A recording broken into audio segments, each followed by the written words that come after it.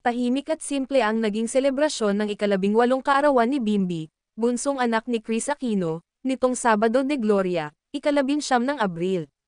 Kasama niya sa espesyal na araw na ito ang kanyang ina at kuya na si Josh, sa kanilang tinitirahang bahay sa ibang bansa. Sa kabila ng kakulangan sa engranding handaan, dama naman ang pagmamahalan sa pamilya, lalo na't ang okasyon ay naging simbolo rin ng matibay na samahan nilang mag-iina. Nagbahagi si RB Chanko, kilalang makeup artist at matagal ng kaibigan ni Chris, ng mga larawang kuha sa birthday celebration.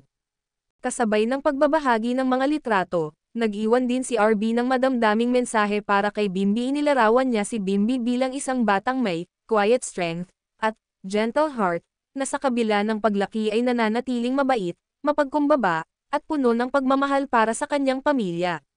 Ibinahagi rin niya na antig umano siya sa isang kwento ni Chris kung saan ipinahayag nito ang takot na baka ito na ang huling birthday ni Bimby na makakasama siya. Aniya, "Your mom once said this might be the last birthday she gets to spend with you, and that stayed with me."